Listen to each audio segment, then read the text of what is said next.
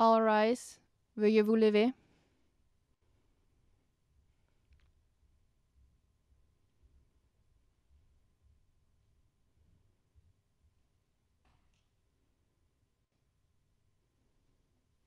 Please be seated. Veuillez vous asseoir.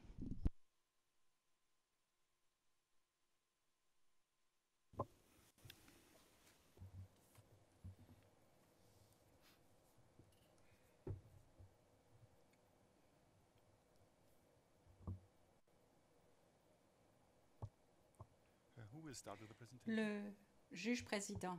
Qui commence les présentations? I will start presentation on behalf of the former child soldiers and then my colleagues represent Maître Souproun, je vais commencer au nom des anciens enfants soldats et puis mes collègues représentant les victimes des autres crimes poursuivront. Merci, Monsieur le Président. Et je vais faire ma présentation en français, dit Maître Souproun. Monsieur le Président, Messieurs les juges, 59 anciens enfants soldats du groupe armé des Anti-Balaka, dirigés par Monsieur Yekatom, ont été admis à ce jour à participer au procès dans la présente affaire. Ce nombre est pourtant loin d'être représentatif du nombre total d'enfants de moins de 15 ans qui avaient été recrutés dans les rangs des Anti-Balaka en 2013 et 2014, eu égard à l'ampleur extrêmement large du phénomène, ce qui est appuyé par plusieurs témoins de l'accusation et corroboré par de nombreux rapports produits par les Nations Unies. Le Président, je suis désolée de vous interrompre, bien entendu. Vous allez un peu trop vite, c'est ce que l'on me dit. S'il vous plaît, parlez un peu plus lentement. Et corroboré par de nombreux rapports produits par des Nations Unies et par des différentes organisations non gouvernementales. Par ailleurs, le nombre de victimes participantes va certainement augmenter au fur et à mesure du procès, puisque, comme la Chambre l'a décidé, de nouvelles victimes pourront être admises jusqu'à ce que l'accusation n'ait complété la présentation de ces éléments de preuve. Or, force est de constater qu'eu égard à la situation des anciens enfants soldats, sur laquelle je vais revenir tout à l'heure, on peut raisonnablement anticiper que plusieurs parmi eux préféreront ne pas se manifester aux fins de participation en tant que victimes, pour ne pas courir de risques pour leur propre sécurité et leur bien-être, ainsi que ceux de leur famille. Nous réclamons l'établissement de la vérité, ainsi que la justice. Mais nous avons également besoin d'aide et de soutien pour pouvoir nous rétablir, mais aussi pour pouvoir trouver notre place dans la vie sans guerre et sans violence. Voici, Monsieur le Président, Monsieur le juge, le message clé que les anciens enfants soldats qui participent à la procédure m'ont confié à faire passer à la Cour à l'ouverture du procès dans la présente affaire. Nous le savons tous que le mandat premier de la Cour pénale internationale, lui conféré par le statut de Rome, est de mettre un terme à l'impunité des auteurs des crimes les plus atroces sur le plan international et de concourir ainsi à la prévention de nouveaux crimes semblables à l'avenir. Mais le statut de Rome impose également à la Cour des obligations envers les victimes. D'un côté, de permettre aux victimes de participer à la procédure, et d'autre côté, d'assurer que leur participation soit significative et non purement symbolique. Et ce, de façon à leur permettre de réaliser effectivement leur droit à la justice et à la vérité, avec les composants essentiels de celui-ci, en particulier le droit de contribuer positivement à la recherche de la vérité, mais aussi le droit à être écouté et entendu. Ce dernier composant est particulièrement important pour les anciens enfants soldats, qui préfèrent souvent rester muets ou très peu bavards dans leur vie d'après-guerre, au regard des crimes dont ils étaient témoins, ou bien par rapport aux actes qu'ils avaient été obligés de commettre lorsque dans l'armée. Et ce, par crainte soit d'être accusés de traîtres par leurs bourreaux, soit d'être stigmatisés, harcelés et même rejetés par leurs familles et leurs communautés respectives. Mais également parce que les anciens enfants soldats continuent bien après leur démobilisation, à être attachés par des liens de loyauté à leurs anciens commandants. Les experts qui vont témoigner dans ce procès sont mieux placés pour nous éclairer sur le paradoxe de ce phénomène de loyalisme, d'un point de vue psychologique et socioculturel. Mais ce qui paraît d'ores et déjà évident est que pour les anciens enfants soldats, qui n'ont pas ou très peu de parole, la Cour pénale internationale est la seule opportunité de parler et de s'exprimer ouvertement, à condition que leur sécurité et bien-être soient dûment préservés.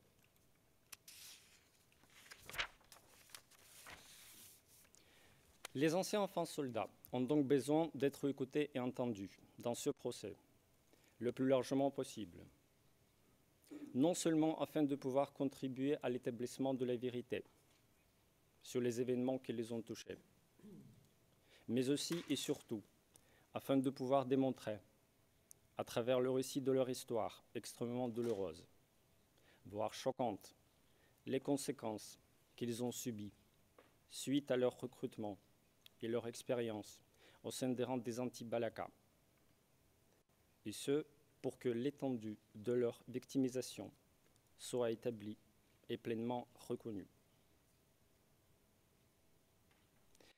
Ce n'est pas la première fois que la Cour est appelée à traiter le dossier contenant les charges qui portent sur le recrutement d'enfants de moins de 15 ans dans des groupes armés et de leur utilisation active à des hostilités.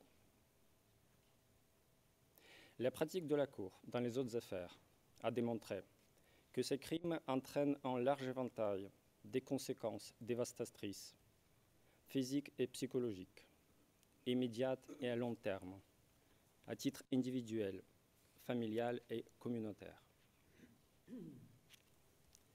Au titre de préjudice immédiat, le recrutement d'enfants entraîne d'emblée la séparation avec leur famille et l'interruption ou l'arrêt de la scolarité. Une fois dans l'armée, les enfants, étant déjà vulnérables, eu égard à leur âge, se font exposer à un environnement de violence et de peur continue qui porte atteinte à leur intégrité physique et cause de suite un traumatisme psychologique. Durant leur expérience dans l'armée, les enfants font souvent l'objet de différentes formes de traitements inhumains et dégradants, de torture, mais aussi de violences sexuelles, filles comme des garçons, ce qui ne fait qu'affecter encore plus leur vulnérabilité.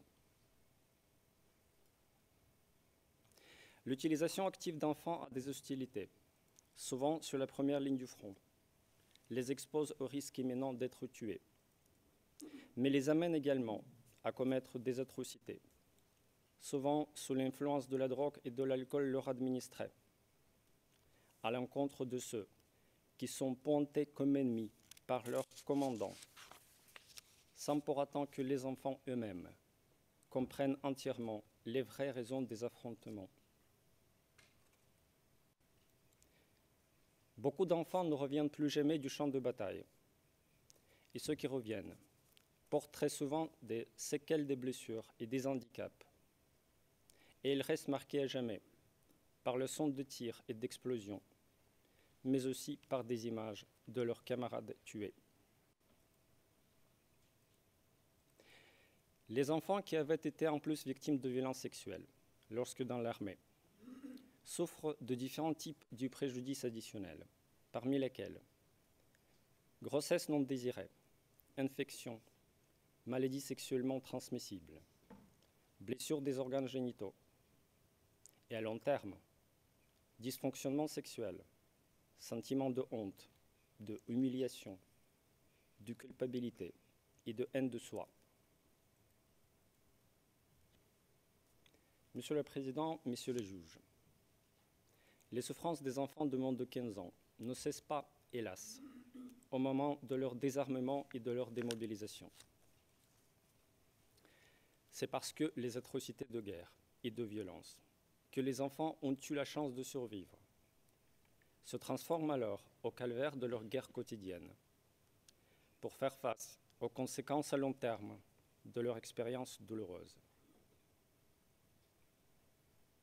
La pratique de la Cour a démontré, à travers le témoignage de différents experts, qu'après avoir été exposés de façon continue à la violence, la peur et l'anxiété, à des traitements inhumains et souvent à la violence sexuelle, combinée avec la prise systématique de la drogue et de l'alcool, les anciens enfants soldats souffrent en règle générale d'un traumatisme psychologique qui persiste bien longtemps après leur démobilisation de l'armée et se transforme souvent en un désordre du stress post-traumatique. Ce traumatisme a des effets néfastes sur le développement du cerveau et des habiletés cognitives des jeunes individus, ainsi que sur leur comportement, et entraîne souvent, mis à part de dépression, d'agressivité et de pensées suicidaires, la dissociation et la déréalisation.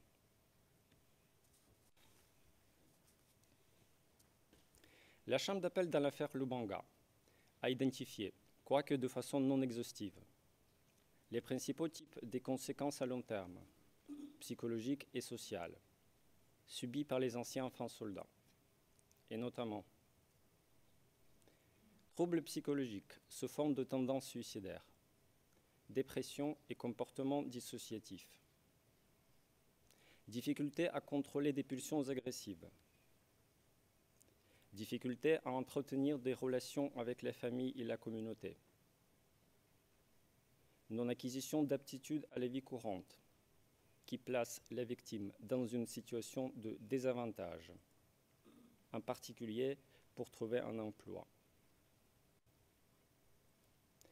La Chambre d'appel a en outre précisé que les différents types de préjudices subis par les anciens enfants soldats sont de nature à porter gravement atteinte à leur plan de vie.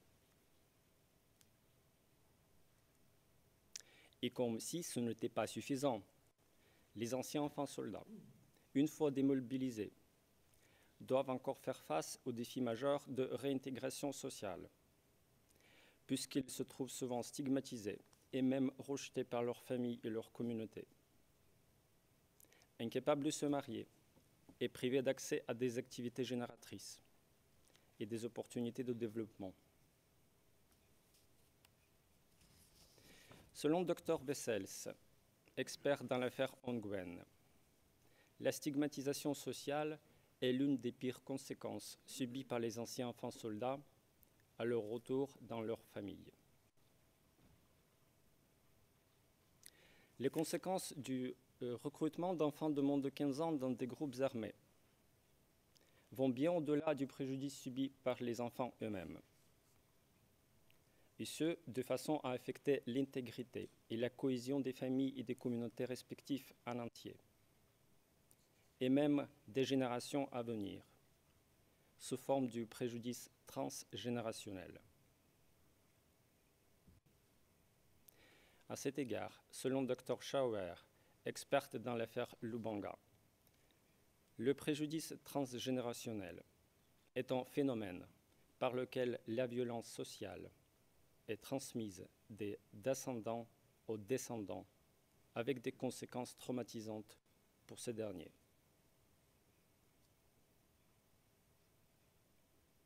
Les enfants nés suite au viol et à l'esclavage sexuel non seulement héritent le traumatisme subi par leur mère, mais également doivent faire face à la stigmatisation, la moquerie et l'exclusion sociale, tout en étant blâmés à vie, comme enfants de la honte, enfants de la haine, ou encore enfants du serpent. Monsieur le Président, Messieurs les juges, les anciens enfants soldats qui ont été admis à participer au procès dans la présente affaire ont tous subi, d'une manière ou d'une autre, les différents types du préjudice et des conséquences à long terme, auxquelles je vais faire référence tout à l'heure. En effet, ils ont tous fait l'objet de différentes formes de traitements inhumains et dégradants, ainsi que de tortures au sein des rangs des anti-Balaka. soit eu égard aux conditions épouvantables de leur formation militaire, soit comme mesure sévère de discipline et de punition, soit puisqu'ils avaient été forcés à consommer de la drogue et de l'alcool avant d'aller combattre.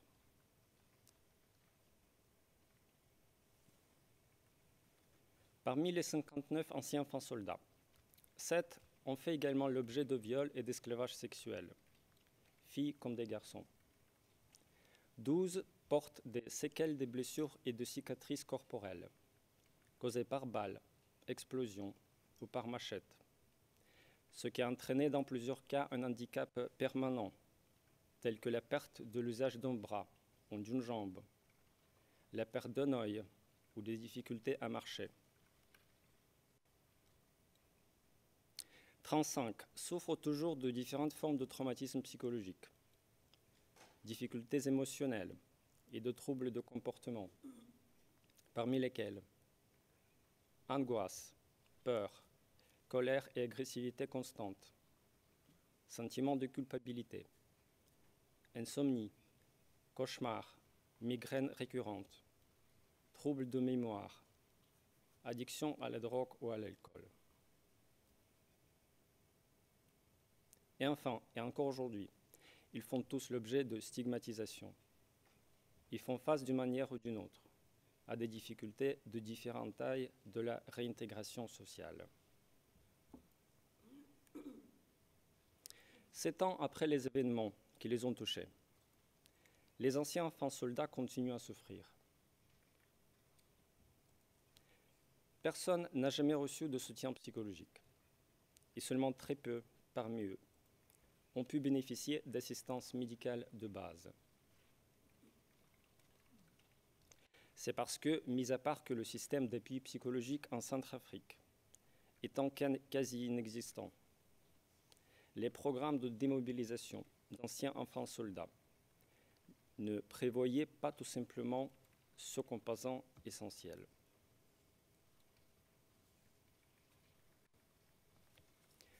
Abandonnés face à leurs problèmes psychologiques, les anciens enfants soldats se trouvent en outre privés d'accès à des quelconques opportunités génératrices, puisqu'ils ne peuvent en bénéficier que dans leurs communautés respectives, alors qu'ils sont rejetés par celles-ci.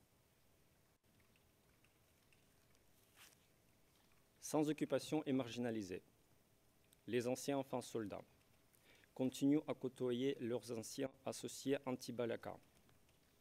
Ils sont une proie facile pour toute campagne de remobilisation par des différents groupes armés qui ne manquent pas en Centrafrique. En effet, en rejetant et stigmatisant les anciens enfants soldats, leurs familles et communautés respectives ne leur laissent qu'un autre choix que de rejoindre à nouveau des groupes armés déchirant la Centrafrique, tout en contribuant ainsi, sans pour autant vouloir, à l'insécurité qui règne dans le pays depuis des années. Ceci est d'autant plus paradoxal que les familles et les communautés qui stigmatisent aujourd'hui les anciens enfants soldats des anti-Balaka les avaient souvent encouragés à rejoindre ce groupe à l'époque des faits.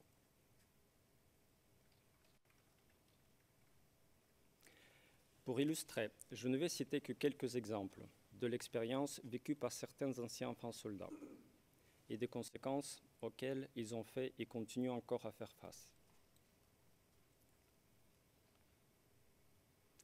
Les victimes A-65131-19 avaient été conscrites dans les rangs des anti-Balaka lorsqu'ils n'avaient que 12 ans et avaient été obligés d'assister aux exécutions sommaires des civils. Les victimes A-65122-19 enrôlées également à l'âge de 12 ans relatent d'avoir été obligés de regarder et d'apprendre comment, et je cite, « on découpe les gens ».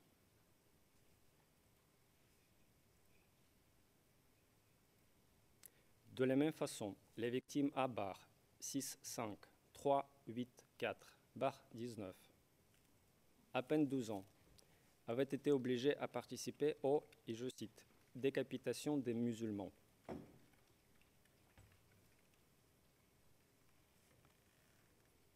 Les victimes A 65125 19 avaient été conscrites dans les rangs des anti-Balaka alors qu'il avait 12 ans. En particulier, des soldats des anti-Balaka étaient entrés dans sa maison, avaient violé ses sœurs avant de s'en prendre à elle. Elle était tombée enceinte suite au viol subi. Aujourd'hui, à 18 ans à peine, elle s'occupe de l'enfant qui n'était pas voulu, sans famille, et en plus stigmatisée et rejetée par sa propre communauté.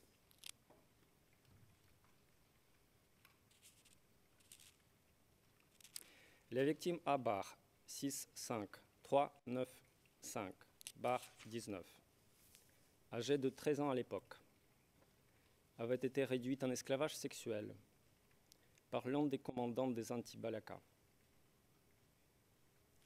Elles portent encore des séquelles physiques de la violence sexuelle, combinées avec un traumatisme psychologique. Ils souffrent d'anxiété et de troubles de comportement. Les victimes A 65234 19, garçon de 12 ans à l'époque de sa conscription dans les rangs des anti-Balaka, relate à son tour d'avoir tué des gens et commis des actes de cannibalisme après avoir été forcé à prendre de la drogue. Il souffre d'un traumatisme psychologique et de dépression, est obsédé par des pensées suicidaires et éprouve constamment des sentiments d'angoisse et de haine de soi, en plus d'être marginalisé par sa communauté.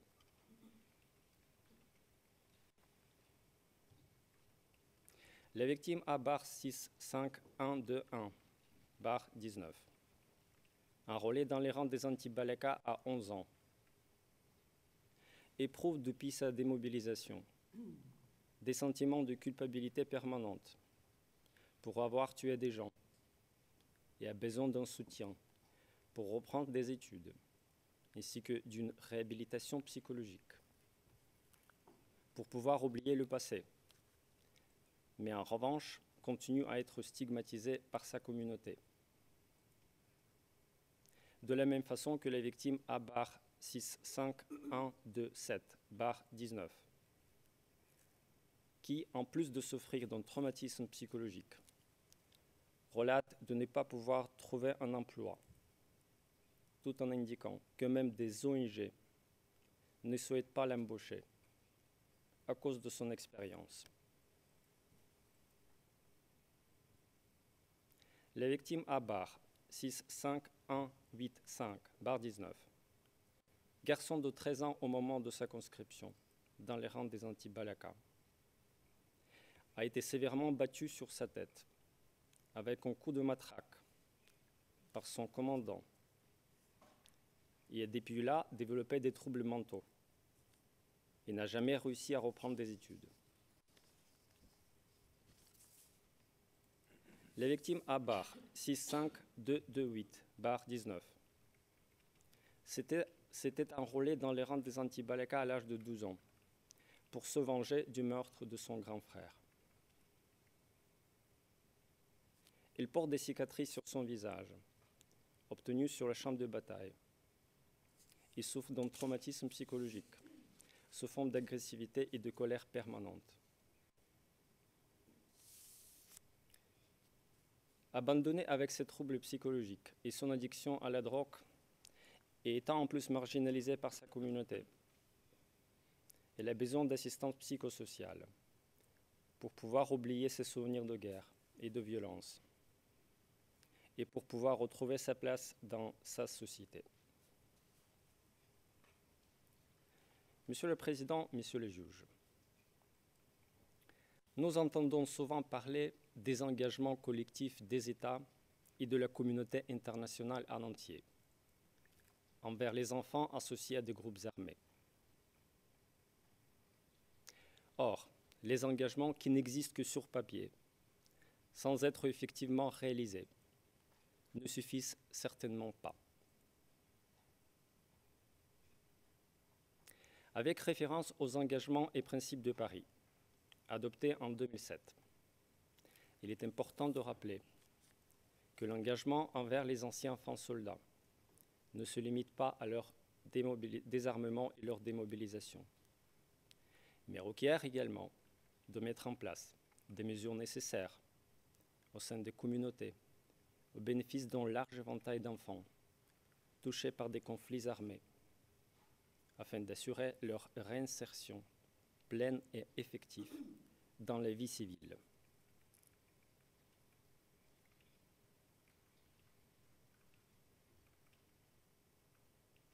La réinsertion des anciens enfants soldats est le processus qui doit permettre aux individus concernés d'opérer leur transition vers la vie civile en assumant un rôle positif et une identité civile acceptée par leur famille et leur communauté dans le cadre d'une réconciliation locale et nationale. La réinsertion est durable lorsque les conditions politiques, juridiques, économiques et sociales dont dépendent la survie, la subsistance et la dignité des enfants sont réunies. Ce processus doit garantir aux enfants la possibilité d'exercer leurs droits, parmi lesquels l'éducation formelle et non formelle, l'unité de la famille, les moyens d'une existence digne et le droit d'être à l'abri du danger.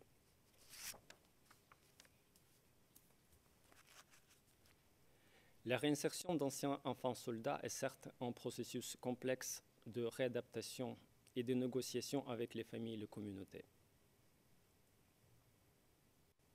C'est un projet à long terme, par définition, qui requiert d'efforts consolidés par différents acteurs afin de mettre en place des programmes structurels et durables qui sont appuyés par des ressources adéquates et adaptés à la fois aux besoins des individus concernés et aux intérêts des communautés respectives. Et cela sans pour autant oublier que, malgré ce qu'ils ont vécu, les anciens enfants soldats sont toutefois capables d'adaptation et de résilience. Ils peuvent certainement réussir leur vie s'ils reçoivent l'aide, le soutien et les encouragements dont ils ont besoin.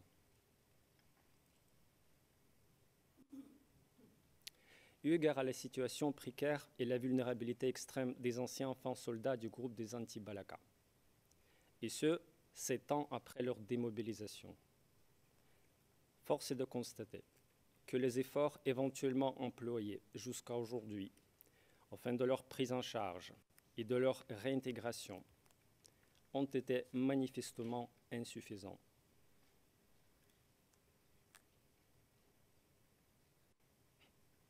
Monsieur le Président, Messieurs les juges, en parlant toujours des engagements, la Cour pénale internationale, au-delà de son mandat premier, a également un engagement d'apporter un rétablissement aux victimes. Les anciens enfants soldats qui participent à la présente procédure sont conscients que la Cour n'est pas en mesure d'apporter un remède immédiat pour apaiser leur souffrance continue, malgré le temps passé après les événements.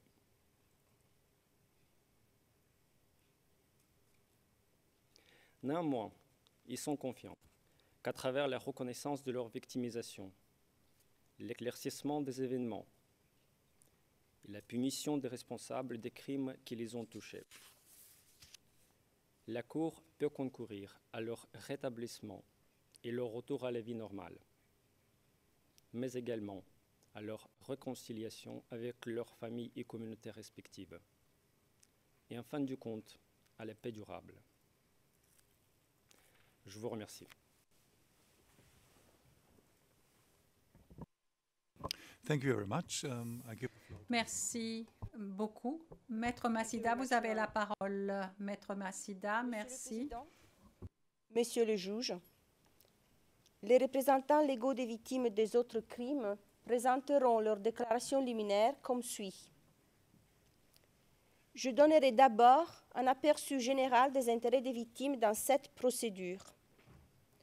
Mon intervention sera suivie de celle de Maître Dudzima Lawson, qui expliquera la situation actuelle des victimes en République centrafricaine. Par la suite, Maître Dangabo Moussa développera les conséquences des crimes sur la vie des victimes que nous représentons et qui se trouvent en République centrafricaine. Maître Fall enchaînera en expliquant les vues et préoccupations des victimes dans la diaspora et plus précisément au Tchad. Enfin, Maître Rabe Sandatana conclura en résumant les attentes des victimes pour terminer avec quelques réflexions sur leur accès à la justice.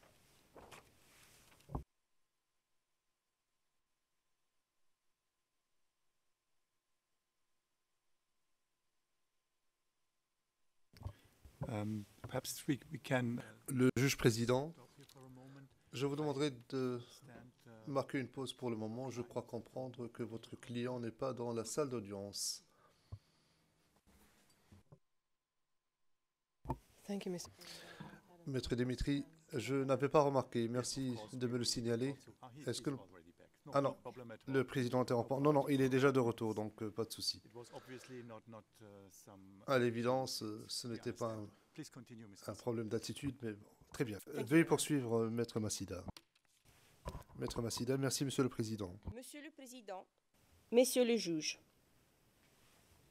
briser le silence. C'est en grande partie ce à quoi aspirent les victimes que nous représentons aujourd'hui. Briser le silence qui entoure les événements terribles auxquels elles ont été confrontées et choisir de valoriser la parole, premier pas vers l'établissement de la vérité, vers un accès à la justice. Briser le silence en mettant des mots sur des actes, en identifiant les crimes qui correspondent aux souffrances et aux dommages subis, en apportant une réponse à ce qui s'est passé. Monsieur le juge, c'est la deuxième fois que cette Cour doit juger des crimes commis en République centrafricaine depuis 2003. En effet, l'histoire récente de la République centrafricaine est parsemée de troubles et de violences, de chances et d'opportunités perdues qui ont eu, ont encore et auront un impact sur les générations futures. Une histoire de violence, de haine et d'instabilité qui a conduit des milliers de victimes en exil et forcé des milliers d'entre elles à vivre dans des conditions extrêmement difficiles. De par sa géographie et son histoire, la République centrafricaine est à la jonction de deux régions et de deux populations. Au nord, le Sahel et les populations d'éleveurs et de commerçants, à majorité musulmane, et au sud, l'Afrique centrale et les populations de la savane et du fleuve, initialement animistes et désormais majoritairement chrétiens. Avec la prise du pouvoir par la Seleka en mars 2013, pour la première fois depuis l'indépendance du pays, une force issue des populations musulmanes du nord et de l'est du pays s'est emparée du pouvoir. L'affrontement qui s'en est suivi entre Seleka et Anti-Balaka a engendré de fortes tensions communautaires exacerbées par l'instrumentalisation de la religion. Cette affaire concerne l'attaque généralisée et systématique menée dans de nombreuses localités de la République centrafricaine entre septembre 2013 et décembre 2014 à l'encontre de la population civile et notamment des musulmans qui, en raison de leur appartenance religieuse, nationale ou ethnique, étaient considérés comme responsables ou complices des agissements de la Seleka ou partisans de ce mouvement, ou des personnes assimilées aux musulmans en raison de leur affinité commerciale et ou amicale. Les victimes que nous représentons témoignent toutes, à travers le récit des événements qui les ont touchées, de la nature particulièrement cruelle des attaques qu'elles ont subies, mais également de leur caractère généralisé et systématique. Caractère généralisé en raison de la portée de l'attaque et des crimes commis. Caractère généralisé en raison du grand nombre de victimes occasionnées, des familles et des communautés entières ont été touchées. Caractère généralisé en raison de l'âge des victimes et de leur genre, sans limite et sans égard quant à la vulnérabilité de certaines d'entre elles. Caractère généralisé, enfin, en raison de la nature des crimes perpétrés, touchant tant humainement que moralement, physiquement que matériellement, l'ensemble des victimes concernées. À cet égard, les victimes que nous représentons souhaitent exprimer leurs préoccupations quant à l'interprétation restrictive du champ géographique de cette affaire, notamment en ce qui concerne les quartiers du Bangui ciblés. En effet, certaines victimes originairement admises à participer à la procédure se sont vues refuser la possibilité de participer au procès en raison du fait que les événements qu'elles relatent se seraient déroulés dans des quartiers de Bangui n'étant pas suffisamment proches des endroits mentionnés dans la décision de confirmation de charge ou dans des villages ne se trouvant pas exactement sur l'axe Pékanneuf-Mbaïki. Or, selon elle, cette interprétation est bien trop restrictive et ne saurait s'appliquer aux événements couverts par le procès qui s'ouvre aujourd'hui.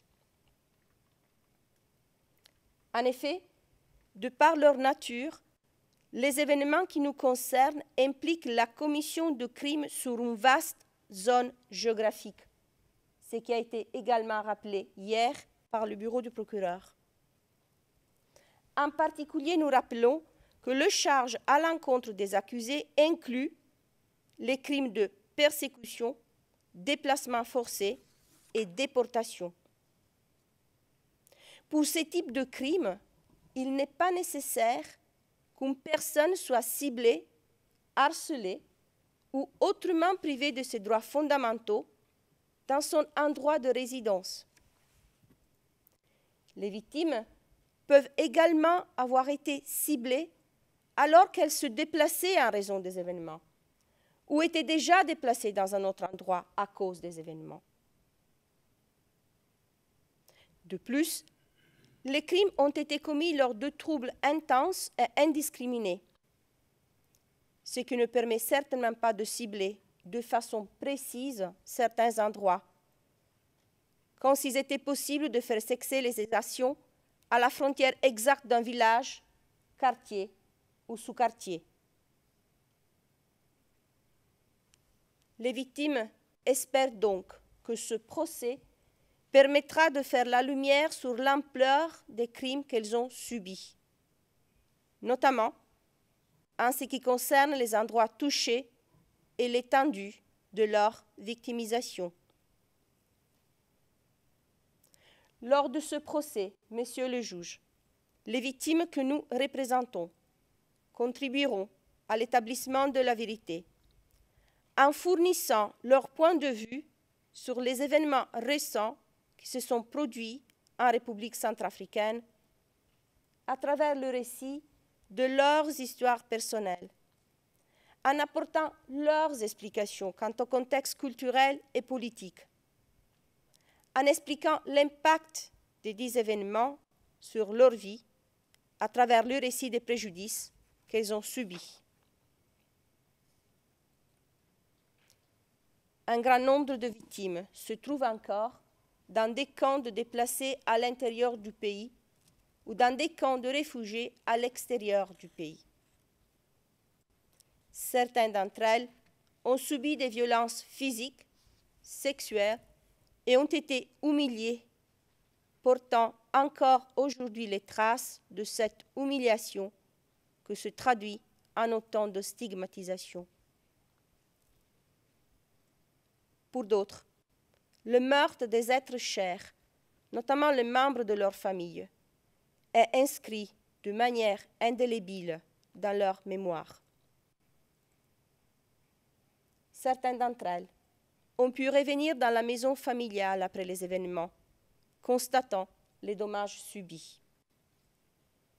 Leur maison porte encore aujourd'hui les traces de l'attaque, parce qu'elles n'ont pas les moyens de les réparer et de les réaménager.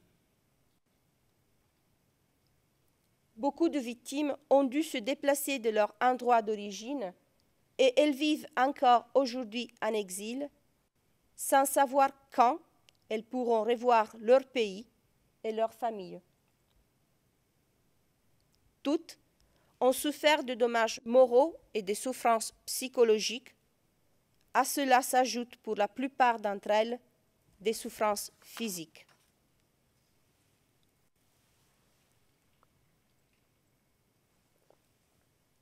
Monsieur le juge, de nombreuses victimes relatent que durant la nuit du 4 au 5 décembre 2013, les anti-Balaka ont attaqué la capitale Bangui au cours d'une action coordonnée qui les a surprises tant pour son ampleur que par sa préparation. Des centaines de combattants, souvent armés de machettes, mais aussi à l'aide de roquettes, de grenades et d'armements plus lourds, ont déferlé sur Bangui. Certaines victimes précisent les avoir vus entrer dans les quartiers de Bangui, je cite, en file indien, pendant plusieurs heures, et faire du, je cite encore, porte à porte, exécutant tout ce qu'ils considéraient comme c'est le cas. En quelques jours, des centaines de civils qui ne participaient pas aux hostilités ont trouvé la mort dans les combats ou ont été exécutés sommairement par le jeu des représailles. Certains n'ont jamais été revus par leur famille. Exécutés à la veille du vote attendu de la résolution du Conseil de sécurité des Nations unies autorisant le déploiement des forces françaises de l'opération Sangari, l'attaque a pris toutes les apparences d'une offensive stratégique garantissant à la fois l'effet de surprise, la rapidité d'exécution et l'état de fait d'une offensive militaire planifiée. En attaquant la capitale, la veille de l'entrée des forces de Sangari en République centrafricaine, les anti-Balaka ont fait preuve d'un sens tactique et politique surprenant pour des milices d'autodéfense populaire. Bangui est ainsi devenu le théâtre d'exécutions et de meurtres quotidiens sur le fond de pillages systématiques. Les anti-Balaka et leurs sympathisants soutenant que les musulmans sont des étrangers et qu'ils devaient quitter le pays. À Bangui, la véritable chasse aux musulmans, ou assimilés comme tels en raison de leurs affinités commerciales et ou amicales, était sans concession. La volonté de les supprimer et de les détruire sans limite. Les maisons des musulmans ont été pillées ou détruites. Les signes religieux attaqués. La mosquée du quartier fou à Bangui complètement détruite. D'autres édifices ont été recouverts de graffitis injurieux, mis à sac ou incendiés. Des reliques ont été saccagées, des livres saints déchirés. L'attaque de Bangui du 5 décembre 2013 a constitué un tournant dans le conflit et enclenché un cycle infernal de violences inouïes qui a embrasé le pays, provoquant en 3 semaines des milliers de morts et de nombreux blessés.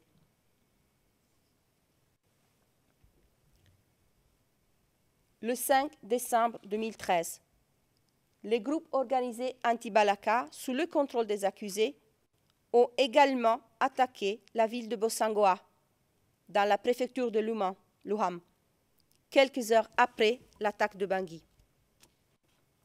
Les forces anti-Balaka ont tué plusieurs centaines de musulmans, notamment dans le quartier Boro, incendié leurs maisons, volé ou tué leur bétail, précieuse source de revenus et de richesses. La plupart des mosquées de la ville ont été détruites. Les anti-Balaka ont progressé et attaqué la ville de Bozoum le 6, 23, 25 et 31 décembre 2013. Plus au sud, dans la région de Bosembele et Boali, les attaques se sont multipliées entre décembre 2013 et février 2014. Les événements qui se sont déroulés à l'ouest du pays frontalier du Cameroun illustrent bien la stratégie des anti-Balaka.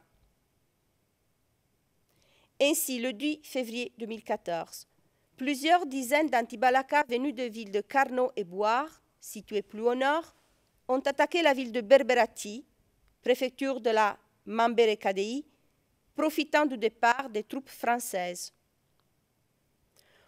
Au cours de ce qui s'apparente encore à une chasse aux musulmans, plutôt qu'une attaque militaire, ils ont tué, pillé et incendié des maisons le 10 et 11 février 2014. La population musulmane ciblée s'est regroupée au sein d'enclaves. Le 15 février 2014, on en comptait 18. À Bangui, PK5 et PK12 notamment, et dans les plus grandes localités de l'ouest du pays, Baïki, Boda, Berberati, Bossangoa, Sibout, Bozoum, Yaloké, Gaga, Bosemtele, Bouar, Kagabandoro et autres. Pour vous donner une idée de l'ampleur du phénomène, selon des rapports d'organisations non gouvernementales, les enclaves regroupaient une population estimée entre 15 000 et 20 000 personnes, majoritairement musulmans, sur les 800 000 musulmans estimés vivant en République centrafricaine avant la crise. Les victimes expriment également leur déception quant à l'interprétation restrictive de charges confirmées qui n'inclurait pas les préjudices subis par celles d'entre elles qui ont trouvé refuge notamment dans l'enclave de PK5 à Bangui. Sur cette question, le bureau du procureur est revenu encore hier en reportant les mots de Lévi Yakete et aujourd'hui en rappelant ce qui s'est passé au PK5. Les victimes qui ont cherché refuge ont subi, entre autres, une grave privation de liberté. La vie dans l'enclave était très dure, pour des raisons de sécurité, certes, mais aussi parce qu'il était difficile de trouver de la nourriture et de produits de première nécessité, ainsi que d'avoir de l'eau courante. Une telle privation de liberté peut être considérée comme un acte sous-jacent du crime de persécution en raison de sa gravité. Créer une situation insupportable d'insécurité totale, sans espoir de survie pour les civils, en limitant l'aide aux enclaves où ils s'étaient rassemblés, amenant ensuite des attaques militaires et finalement en les terrorisant afin de les forcer à quitter le territoire, constitue sans aucun doute des actes de persécution. Ainsi, les victimes qui ont cherché refuge en raison d'autres crimes commis ailleurs, mais qui ont ensuite fait l'objet d'actes de persécution commis contre les musulmans dans l'enclave PK5, devraient être considérées comme remplissant objectivement les critères d'admission à participer à ce procès, car le crime a été commis à leur encontre alors qu'elle était présente dans ce quartier de Bangui.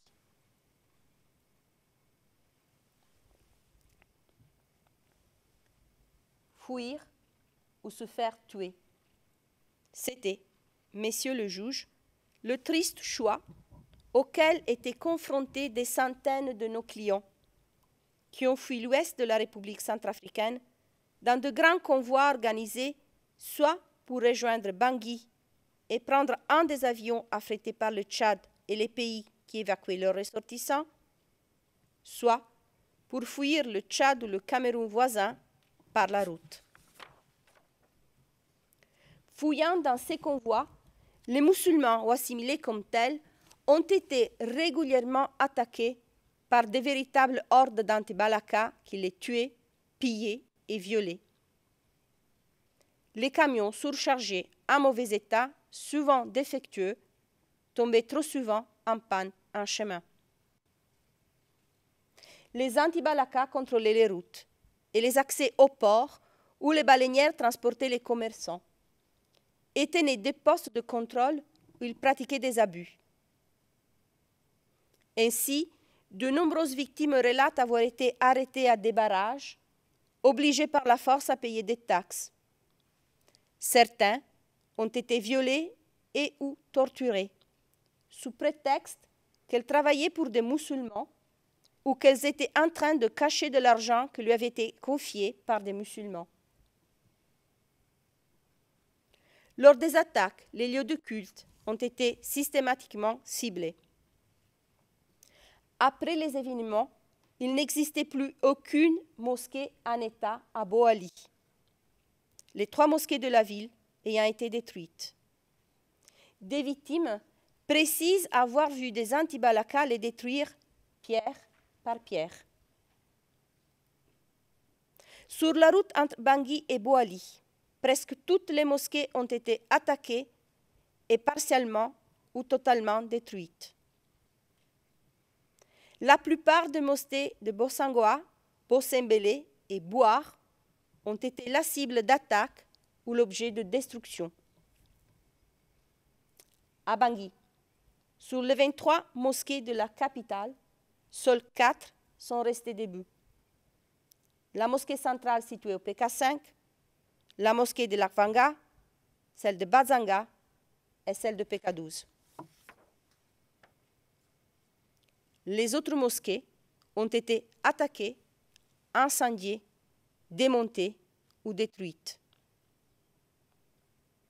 Dans le quartier de Fou et de Miskiné à Bangui, à la place de mosquées détruites, des dalles de béton ont été coulées et des panneaux de basket ont été installés en lieu et place des lieux de culte.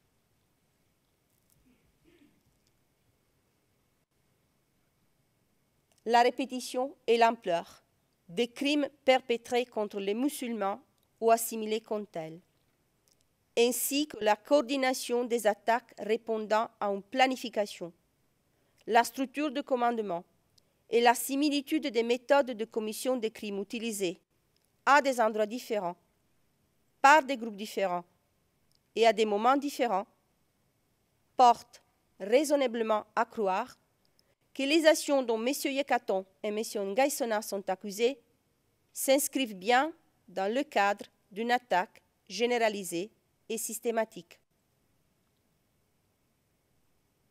En particulier en ce qui concerne la persécution, entendue comme le déni intentionnel et grave des droits fondamentaux en violation du droit international pour des motifs liés à l'identité du groupe ou de la collectivité qui en fait l'objet, les crimes perpétrés par les groupes des anti-balaka sous le contrôle des accusés visaient bien un groupe ou une collectivité identifiables pour des motifs d'ordre religieux, ainsi que les personnes assimilées à ce groupe par des liens commerciaux ou amicaux, ou même simplement supposées leur être assimilées à tort.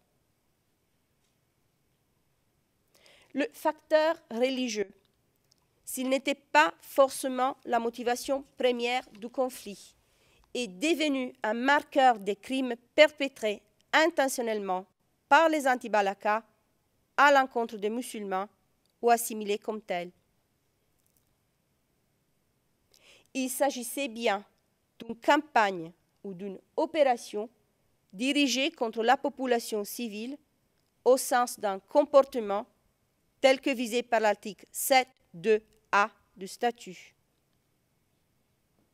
La population civile était bien la cible principale de l'attaque, menée en application ou dans la poursuite de la politique d'une organisation ayant pour but une telle attaque.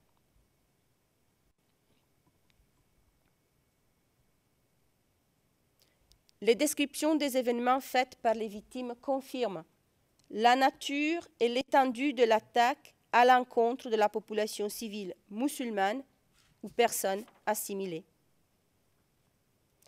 Le récit inclut les attaques récurrentes contre les mosquées, le meurtre de musulmanes ou de personnes assimilées à des musulmanes, les pillages systématiques, la destruction de propriétés de musulmanes ou assimilées, les viols perpétrés souvent sous la menace d'une arme, notamment au barrage érigé illégalement, en brutalisant, humiliant et dégradant les victimes, parfois devant des membres de leur famille laissés impuissants. La torture et autres actes inhumains et dégradants des musulmans ou assimilés. Ces actes systématiques et récurrents ont eu comme conséquence le déplacement et la déportation forcée.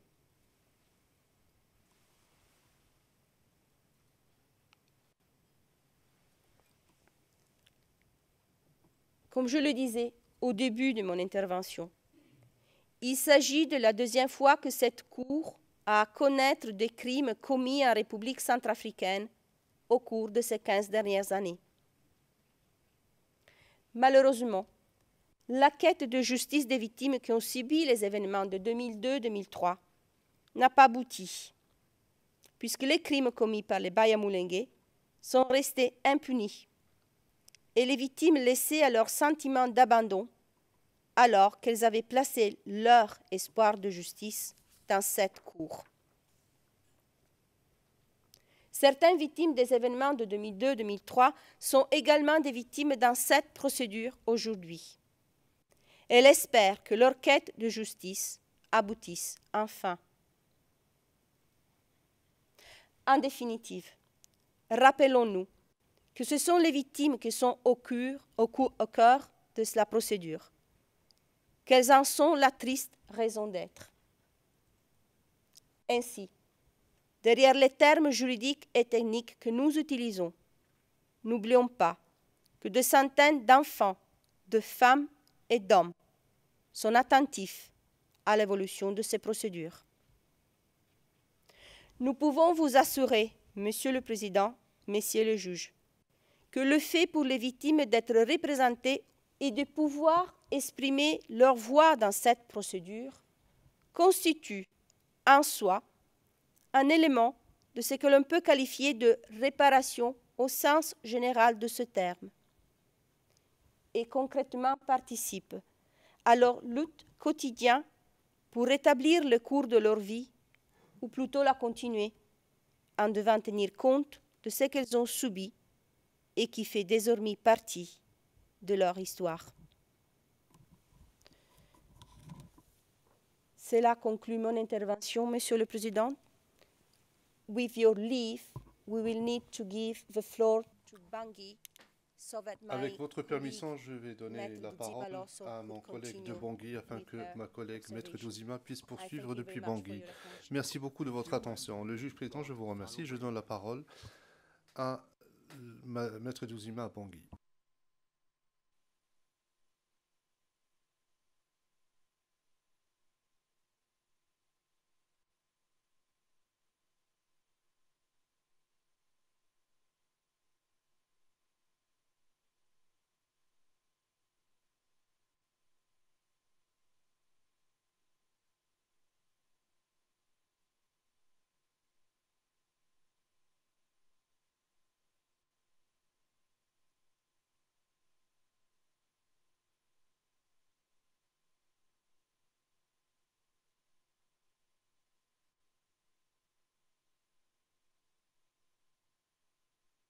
I'm just told that the connection will soon be Le established. président, on me précise que la connexion va être établie très rapidement. Donc nous pouvons rester dans la salle d'audience.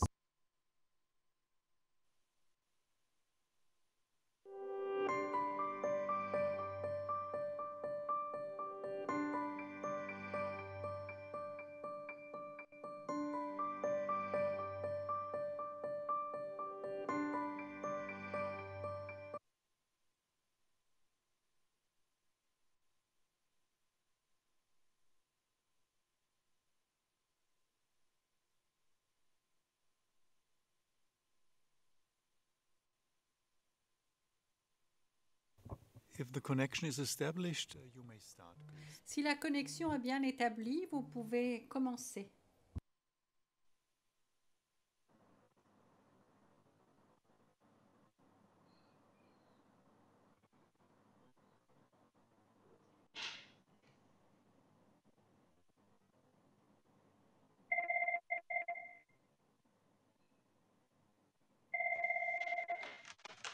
Allô? Allô? Je ne vous entends pas.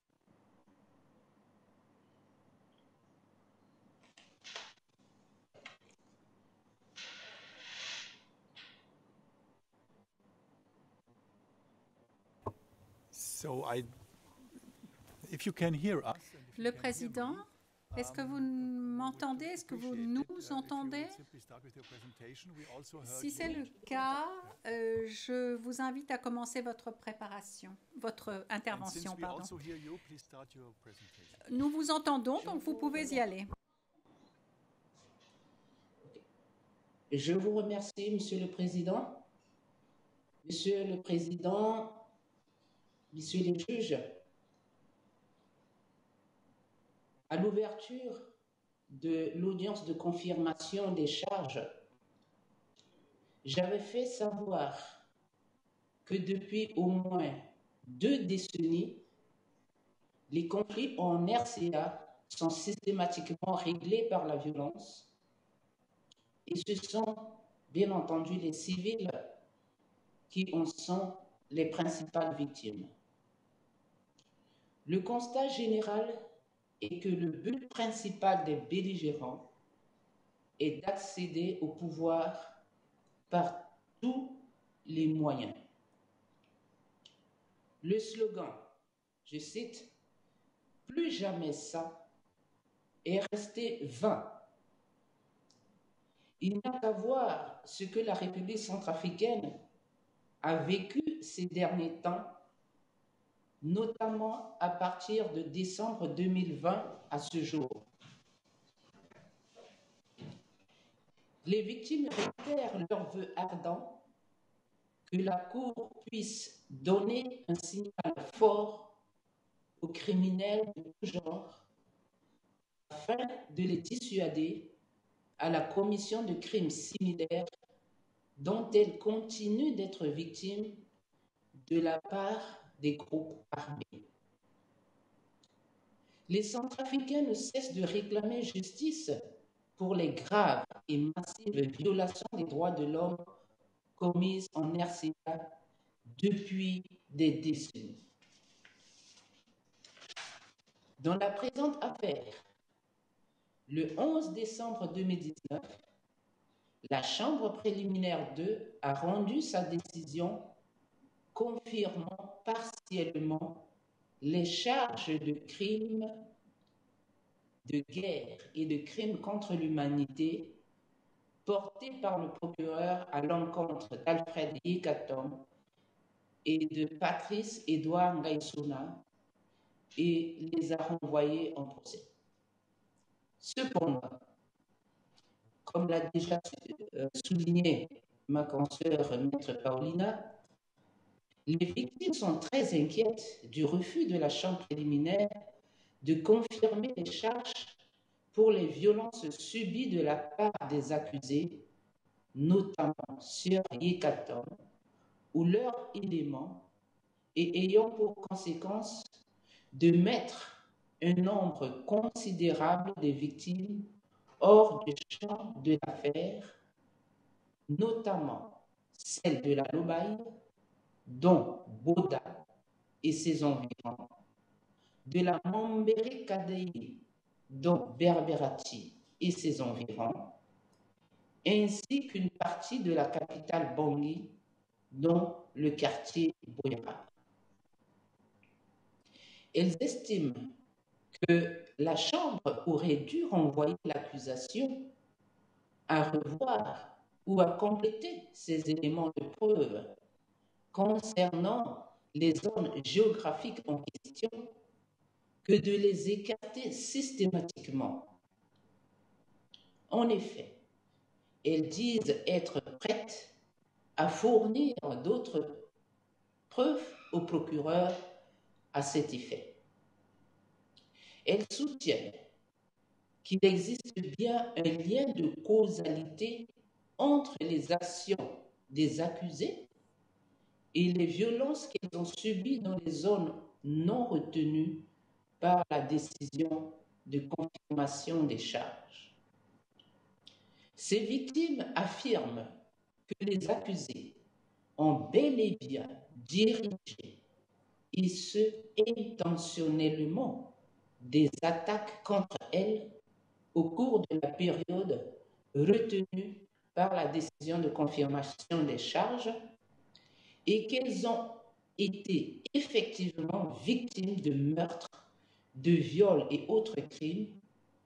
Elles ont été contraintes à quitter leur domicile suite à des actes de persécution, des actes inhumains et dégradants précédant le pillage ou la confiscation de tous leurs biens, meubles comme immeubles. Elles estiment que la réduction du champ géographique réduirait la chance de condamnation des accusés qui sont leurs bourreaux.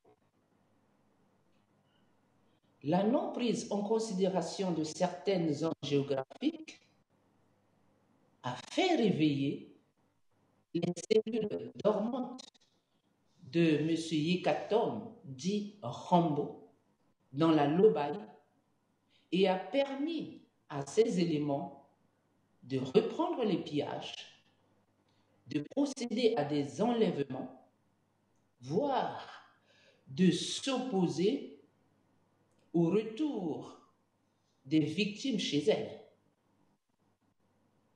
En un mot, les éléments de Rambo continuent à l'heure actuelle de semer la terreur et la désolation dans cette zone qu'ils contrôlent toujours, ainsi que les localités de Bossambélé et Boali.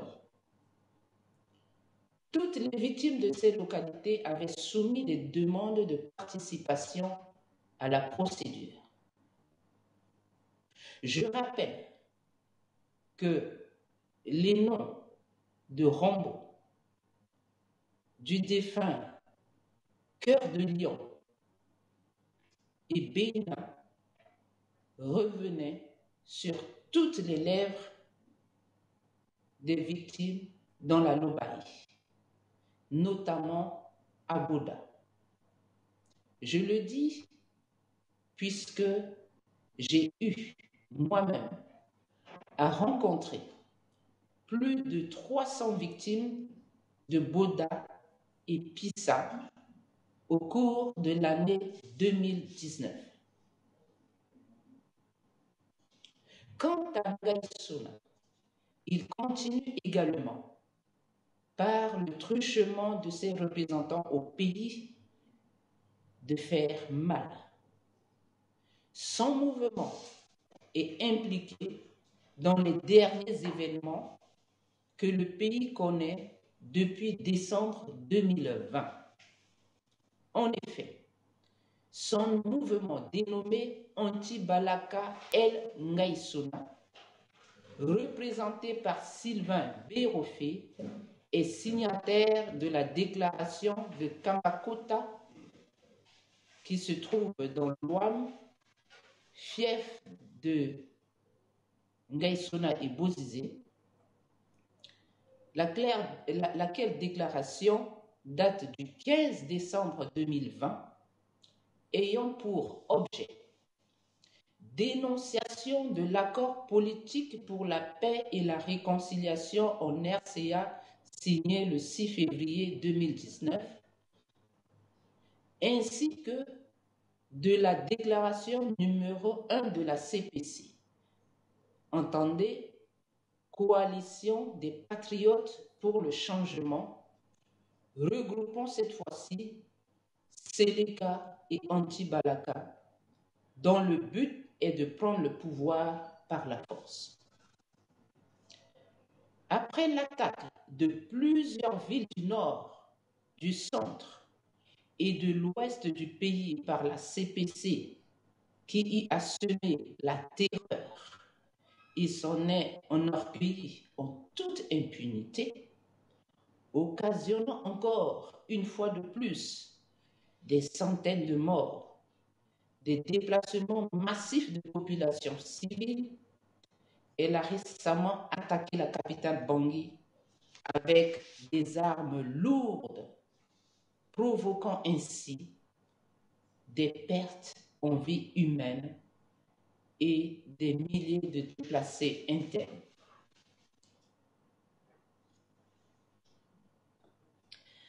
À cause de ces personnes sans foi ni loi, regroupées au sein de cette coalition de la mort, la population centrafricaine est encore plongée dans un état de psychose perpétuelle. Les mesures prises par le gouvernement centrafricain, à savoir instauration du couvre-feu à 18 h et la déclaration de l'état d'urgence, en témoignent. Selon la déclaration de l'ONU publiée par l'agence France Presse du 29 janvier 2021, plus de 200 000 personnes vivant en Centrafrique sont déplacées en moins de 2 mois. Selon le HCR, plus de 92 000 réfugiés sont arrivés en RDC, entendez République démocratique du Congo, et quelques 13 240 autres ont fui au Cameroun, au Tchad et au Congo depuis le lancement en décembre d'une offensive de groupe. Le président, je dois vous interrompre brièvement, Maître Douzima. Je pense que la Chambre apprécierait que vous vous concentriez davantage sur les charges et sur la teneur de l'affaire. Je comprends que vous souhaitiez aborder toutes ces autres questions, mais comme vous l'avez fait au début, nous souhaiterions que vous vous concentriez sur les charges et l'affaire. Il y a des limites dans le temps et des limites géographiques à cette affaire. Bon, je sais bien que nous sommes ici à l'ouverture du procès. Nous souhaiterions que vous vous concentriez sur les événements qui ont bien eu lieu à l'époque qui intéressent cette affaire dont nous parlons ici. Merci. Je vous remercie, Monsieur le Président. Les victimes voudraient juste que la Cour tienne compte de ces derniers développements sur le terrain pour que la Cour puisse rendre compte de l'ampleur de la situation sur le terrain afin de donner un signal fort à ces accusés qui gardent toujours une influence sur leurs éléments, comme l'a souligné le procureur dans ses déclarations depuis hier. Les victimes comptent donc sur la Cour pour briser la culture de l'impunité ainsi que la spirale de la violence qui règne en Centrafrique, lesquelles constituent la source de leur malheur, et que ces décisions soient dissuasives car elles n'en peuvent plus et elles l'ont exprimé par par cette expression « trop, c'est trop ». Beaucoup d'entre elles demeurent attentives au développement de la procédure. Même l'avènement du coronavirus n'a pas empêché plus de 500 victimes de se déplacer pour des rencontres avec leurs représentantes légales afin de s'informer, d'échanger avec elles et de lui présenter leurs vues et préoccupations. Nombreuses sont celles qui, depuis la confirmation des charges, demandent à participer à la procédure et ont rempli le formulaire de participation et ou de réparation. Les victimes attendent des juges qu'ils établissent les responsabilités afin que les accusés les assument. Elles sont à présent soulagées par l'ouverture du procès. Elles attendent de voir les juges trancher dans cette affaire qui n'a pu l'être au niveau national. Elles souhaitent retrouver leur dignité. Elles souhaitent que cette affaire fasse école pour inverser le cours de l'impunité en RCA par l'exemplarité de son verdict attendu.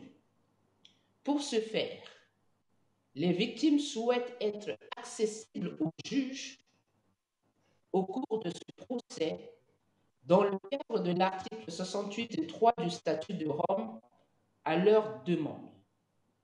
Il s'agit de leur permettre de produire des éléments de preuve, de citer et interroger les témoins pour contribuer à la manifestation de la vérité, de présenter des conclusions sur les questions relatives aux preuves, de recevoir des pièces de l'accusation se rapportant à leur intérêt personnel et de présenter des déclarations finales à la fin des présentations des preuves. Monsieur le Président, Messieurs les juges, entendre la voix des victimes va contribuer à mettre un terme à l'impunité des auteurs des crimes les plus graves et à concourir ainsi à la prévention de nouveaux crimes comme stipulé au préambule du statut de Rome. Pour terminer, Monsieur le Président, Messieurs les juges, les victimes souhaitent une large prise en charge dans le cadre du programme d'assistance du Fonds au profit des victimes, compte tenu de la situation précaire dans laquelle elles se trouvent en ce moment, telle qu'exposée ci haut. Que justice leur soit rendue. Je vous remercie. Thank you very much. Le Président, merci, Maître Douzima. Mr. President, the floor should Maître continue in Massida, because, il faut our colleague, laisser la parole à Bangui Maître parce que Dangabo notre Moussa collègue ready Maître Dangabo to present Moussa his observations. devrait être prêt à faire ses observations. Le Président, est-ce que vous avez une estimation du temps dont il a besoin, Maître Douzima? 15 minutes à peu près. Et le Président. Et puis ensuite, vous aurez terminé, Maître Massida. Non, nous aurons Maître Fall à Dakar et puis nous aurons Maître Rabé Sandratana ici dans la salle d'audience.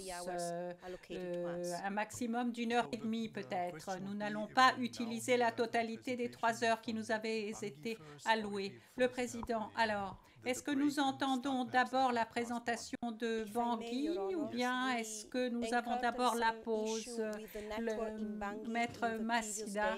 Nous avons eu des problèmes de connexion avec Bangui les jours précédents. Donc maintenant que nous avons la connexion, si vous me le permettez, je suggérerais que nous continuions. Le Président, oui, voilà un excellent argument, bien entendu. Alors nous poursuivons avec Bangui. Vous avez la parole.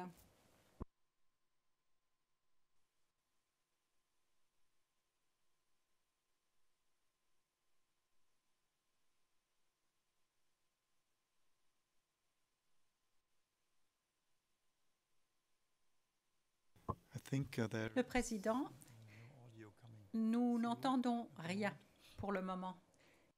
L'audio ne passe pas.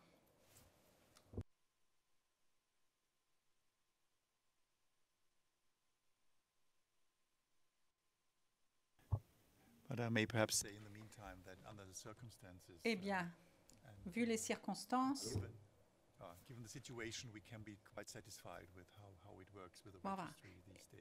Étant donné la situation, nous pouvons être très satisfaits de la manière dont les choses se déroulent grâce au greffe ces jours-ci. Ça marche très très bien. Bien. On me dit que vous êtes sur mute, que vous avez coupé votre micro là-bas à Bangui. Est-ce que vous pourriez justement le rouvrir? Non, le micro est ouvert. That sounds very Le président, ah ben voilà qui semble prometteur. Merci, Monsieur le Président. Merci, Monsieur le Président, Messieurs les juges. Des années sont passées, mais les souvenirs horribles restent en mémoire. Il est important de rappeler le vécu des victimes. À travers nos différentes missions sur le terrain, entièrement prises en charge par la Cour, les victimes nous confient avoir vu, dans leur fuite, des gens se faire massacrer ainsi que les corps des victimes abattus à coups de machette ou brûlés. Les blessures de la guerre civile de 2013 à 2014 n'ont pas cicatrisé encore. Telle victime a à l'épaule une cicatrice de taille d'une petite pièce de monnaie, témoignage d'un éclat de balle, telle autre une jambe arrachée, des fausses couches et décès. La plupart des victimes vivent en RCA depuis des générations. Faute de pouvoir payer le loyer, certaines victimes déplacées se retrouvent en pleine brousse à Djabarona, à 45 km de Bangui. Pas d'électricité, pas d'eau au robinet, les toilettes dehors, la source était à 2 km où elles ne peuvent ni porter de grosses bassines en aluminium pleines d'eau, ni faire des feux de brousse en saison sèche. Les groupes armés les auraient remarqués. Comme elles manquent d'argent, elles mangent des sauterelles et les bestioles qui faisaient office de friandises. Ne pouvant produire de manioc, elle se résout à consommer des tubercules en tout genre. Et la mort, la maladie, la pauvreté étaient parmi leurs voisins, si ce ne sont des serpents venimeux. Oui, dit une victime des accusés. Je pleure pour mon pays, la Centrafrique, pour cette guerre qui décime ses habitants et remplie de haine des hommes pour leurs voisins de toujours, musulmans et chrétiens vivant en paix. Oui, chacun a sa responsabilité. La Centrafrique fait partie des pays oubliés là-bas en Europe. Oui, cette guerre n'est pas seulement une guerre de religion, mais elle trouve ses origines dans la convoitise des richesses de la terre. Cette convoitise génère des orphelins, des veuves, des sans-abri, des déplacés. À Bangui, aujourd'hui, c'est la vie chère. Mais avec un toit sur la tête, un matelas par terre et de quoi se nourrir, certaines victimes ont beaucoup de chance. Toutes les victimes prient pour que ce pays retrouve la paix et que les blessures des cœurs cicatrisent un coup. Ceux qui ont commis ces crimes ne sont pas émerveillés par ce monde imprégné de beauté et de multiplicité. Monsieur le Président, Monsieur le Président, Messieurs les juges, le juge Chine Eboué Oussoudi déclarait naguère que, je le cite, « Les défis particuliers rencontrés cette année nous incitent à nous acquittés de notre mandat pour l'humanité, qui est uniquement la cause de la justice et de l'état de droit. Des victimes du monde entier ont placé leur espoir dans la CPI. Je ferme les guillemets. Fin de citation. Monsieur le Président, Monsieur le Juge, la pauvreté des victimes que nous représentons se manifeste de multiples manières. Par la faiblesse ou l'absence d'un revenu, par un logement précaire, par une mauvaise santé, par une éducation insuffisante, par la sous-alimentation ou un environnement dégradé. Parmi ces victimes, nous avons identifié différentes typologies. Celles qui travaillent gagnent un revenu très faible, comme on dit en anglais, working poor, qui ne permet pas de scolariser leurs enfants. Celles qui ne trouvent pas de travail ou seulement des emplois temporaires.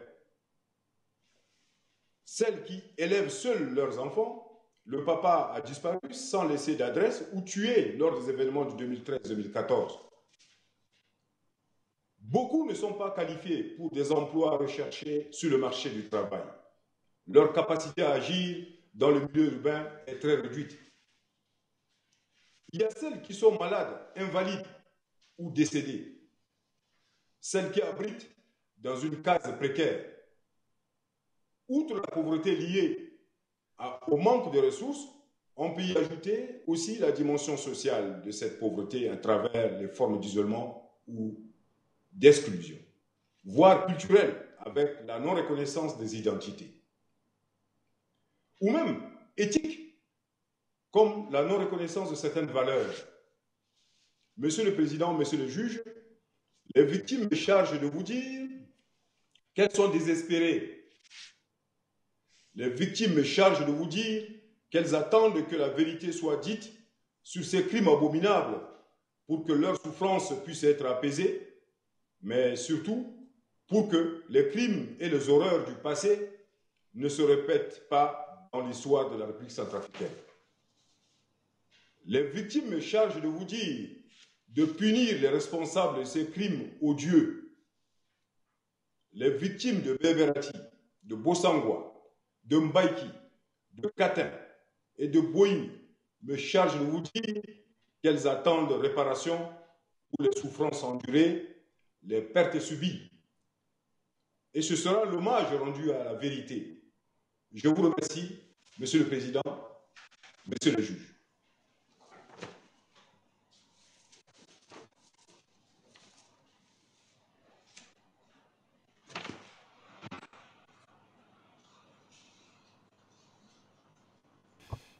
Le Président, merci beaucoup.